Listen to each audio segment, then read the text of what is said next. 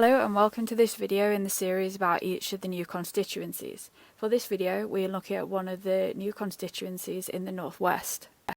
In this short video we'll look at the details of this constituency, the previous results, in particular the 2019 results, current candidates, and make predictions based on how bad of a day it might be to the Conservatives. Please comment below for anything you'd like to see and subscribe to our channel to see new updates that we'll do and discussion videos as the election gets closer. There are lots of changes with boundaries in the next election, so we're going to give a quick overview of how the boundaries are changing and how it's going to affect each seat. Only 65 seats, or 10% of the seats, are staying the same, so here we're going to compare how the new seat compares to the main one that is replacing. There are some huge changes, such as the City of Chester, which now has 2 seats, but some seats are being completely dissolved, with populations moved to neighbouring seats. So why are the boundaries changing? Every so often there are boundary changes to represent the current population movements. Some of them are based on land without any population, and some of them are just because of population, for example new housing estates. 2021 was the census year, which has helped inform these changes. The last major change in the boundaries was 2010. Now let's look at some of the details about the constituency. There are 8 regions in England, with Scotland, Wales and Northern Ireland on a country basis.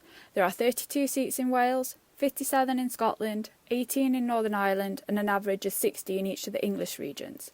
The population can vary hugely.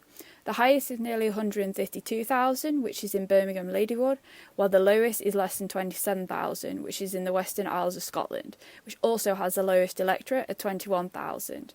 The average population is 103,000 and the average electorate is 73,000. The largest area is the most northerly mainland seat, which is Caithness, which is nearly 12,000 kilometres squared, or approximately 100 times the size of Manchester. The average is 380, while the smallest is only 6.8.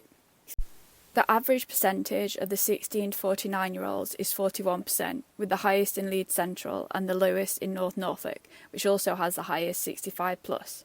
The average 65+ is 38%, with the minimum at 15%, which is in the area around Canary Wharf.